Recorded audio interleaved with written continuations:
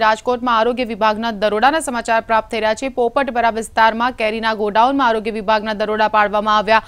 આરોગ્ય વિભાગે મોટી સંખ્યામાં અખાદ્ય કેરીઓનો જથ્થો અહીંથી ઝડપી પાડ્યો છે। ઉલ્લેખનીય છે છેલ્લા ઘણા સમયથી જ્યારથી ઉનાળાની શરૂઆત થઈ છે ત્યારથી કેરીઓના જથ્થા ઝડપી પાડવામાં આવ્યા છે। અખાદ્ય કેરીઓના જથ્થા ઝડપી પાડવામાં આવી રહ્યા છે। મોટા મોટા શહેરોમાં હાથ ધરવામાં આવે છે ઓપરેશન। આરોગ્ય વિભાગના દરોડા પાડવામાં આવે છે અને જે કાર્બાઇડથી કેરીઓ પકવવામાં આવતી હોય છે તેવી કેરીઓનો જથ્થોનો અખાદ્ય જથ્થોનો નાશ કરવામાં આવે છે અને સાથે જ કાર્બાઇડ પણ જપ્ત કરવામાં આવે છે। આપ જે તસવીરો જોઈ રહ્યા છો રાજકોટમાં આ દરોડા પાડવામાં આવ્યા છે। એક્સક્લુઝિવ તસવીરો આપ જોઈ શકો છો કે જ્યાં રાજકોટમાં કેરીઓના વેપારીઓને ત્યાં દરોડા પાડવામાં આવ્યા અને હવે અખાદ્ય કેરીઓનો જથ્થો ઝડપી પાડવામાં આવ્યો હતો। કાર્બાઇડથી આ કેરીઓને પકવવામાં આવતી હતી અને જેથી કરીને આવી કેરીઓનો નાશ પણ કરવામાં આવ્યો।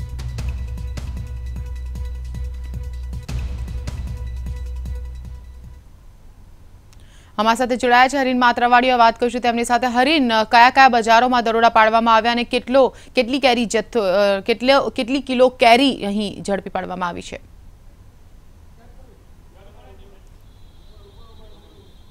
ચોક્કસ આરોગ્ય વિભાગ દ્વારા અત્યારે પોપટપરા વિસ્તારમાં દરોડા પાડવામાં આવે છે કેરીના ગોડાઉનમાં। જોઈ શકો છો અત્યારે આપ કે આરોગ્ય વિભાગ દ્વારા ડેમો બતાવવામાં આવી રહ્યો છે કઈ પ્રકારે કેરી ઉપર જે કેમિકલ લગાડવામાં આવતું ખૂબ અલગ પ્રકારથી કેરી પકવવામાં આવતી હતી જે ખૂબ નુકસાનકારક હતી લોકો માટે। આપ આ ડેમો લાઈવ જોઈ રહ્યા છો કે આરોગ્ય વિભાગ દ્વારા એક ડેમો બતાવવામાં આવી રહ્યો છે કે કેટલું ઝેરી પદાર્થ છે અને આ ઝેરી પદાર્થમાં કઈ પ્રકારે આજે કેરીઓ પકડવામાં આવતી। રાજકોટનો પોપટપરા વિસ્તાર છે, અહીં ગોડાઉન આવેલા છે, અલગ અલગ રૂમમાં આ પ્રમાણે એક ભઠ્ઠી બનાવવામાં આવતી હતી અને ભઠ્ઠીમાં હજારો કિલો જે છે કેરી પકવવામાં આવતી હતી। આપ જોઈ શકો છો, આ દર્શકો પણ જોઈ શકે છે કે કેટલી હાનિકારક વસ્તુથી કેટલા ઝેરી કેમિકલથી આ જે કેરીઓ છે તે પકવવામાં આવતી હતી અને ખાસ કરીને આ લાઈવ ડેમો અહીં આપને દેખાડવામાં આવી રહ્યો છે અને પોપટપરા વિસ્તાર છે કે જ્યાં 3000 કિલોથી વધુ પ્રમાણમાં કેરી છે અખાદ્ય મળી આવી છે આરોગ્ય વિભાગને। જે ખાસ કરીને વાત કરવામાં આવે તો આ એક રૂમ છે, ત્યાં પણ ઘણી બધી કેરીઓ રાખવામાં આવી છે। આ ડોલમાં એક હાનિકારક પદાર્થ ભરી દેવામાં આવ્યું છે અને ત્યારબાદ આ રૂમ છે ત્યાં આ ડોલને રાખી દેવામાં આવી છે અને ત્યારબાદ છે આ રૂમને બંધ કરી દેવામાં આવ્યો છે અને અંદર જે ભઠ્ઠી ચાલુ કરવામાં આવે છે તેનાથી ક્યાંક ને ક્યાંક કેરી પકવવામાં આવતી હોય છે જે ખૂબ જ નુકસાનકારક હોય છે આ કેરી। હું આરોગ્ય અધિકારીને પણ પૂછવા માંગીશ, ખાસ કરીને સર કઈ પ્રકારે આ કેરી પકવવામાં આવતી હતી, શું કહેશો? પોપટપરા વિસ્તારમાં જે કેલ્શિયમ કાર્બાઇડથી કેરી પકાવવામાં આવતી એમાં શું એક મોટા જે પાત્ર છે એમાં પાણીમાં કેલ્શિયમ કાર્બાઇડ ઓગાળવામાં આવતું। કેલ્શિયમ કાર્બાઇડની જે ધુમાડી છે એ ધુમાડીથી જે તે રૂમને બંધ કરી અને 2-3 દિવસ રાખી અને એ કેરી કેલ્શિયમ કાર્બાઇડથી પકાવવામાં આવતી। અત્યારે શું પ્રોસિજર ચાલી રહી છે? અત્યારે જે કેલ્શિયમ કાર્બાઇડવાળો જે ધુમાડાવાળું પાત્ર છે એ રૂમમાં રાખવામાં આવ્યું છે અને એ રૂમને સીલ પેક કરવામાં આવ્યું છે। હવે અત્યારે રૂમમાં સીલ પેક થઈ ગયો છે, હવે અંદર કઈ પ્રકારની પદ્ધતિથી કેરી? અંદર જે કેલ્શિયમ કાર્બાઇડમાંથી જે ગેસ ઉત્પન્ન થશે અને એ ગેસ કેરીમાં જશે અને એ ગેસના હિસાબે કેરી 1-2 દિવસમાં પાકી જશે। 1-2 દિવસમાં કેરી પાકે છે, ખૂબ હાનિકારક પદાર્થ છે, શું અસર થઈ શકે?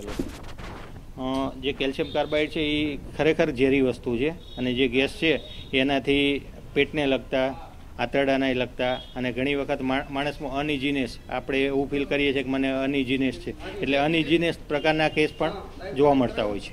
જે રીતે અલગ પ્રકારથી કેરી પકવવામાં આવે છે, ખાસ કરીને આપણે અન્ય સાથે વાત કરીએ, સર કઈ પ્રકારની હવે પદ્ધતિ શું કરવામાં આવશે? આ જગ્યાએ એક નવી પદ્ધતિ છે કે જેમાં કેલ્શિયમ કાર્બાઇડનો ઉપયોગ કરવામાં આવે છે। કેલ્શિયમ કાર્બાઇડનો જથ્થો જે બંધ રૂમમાં પાણીમાં નાખી એમાંથી એસિટિલિન ગેસ ઉત્પન્ન થાય છે। આ એસિટિલિન ગેસ ખરેખર ગંભીર બાબત છે અને આ વેપારી દ્વારા આ બંધ રૂમમાં એસિટિલિન ગેસનો જથ્થો રાખી મીન્સ ઉત્પન્ન થાય અને આખે રાત સુધી રાખવામાં આવે છે અને 2 દિવસ સુધી રાખે અને આ રીતે આર્ટિફિશિયલ પકવવામાં આવે છે, જે ખરેખર તો ગંભીર બાબત છે કારણ કે એસિટિલિન ગેસ એ જે ઉત્પન્ન થાય છે એ ડાયરેક્ટ કેરીના સંસર્ગમાં આવે છે અને એ આર્ટિફિશિયલ રાઇપનર છે અને જે પ્રતિબંધિત પણ છે અને આના માટે હાઈકોર્ટે ડિરેક્શન પણ આપેલ છે।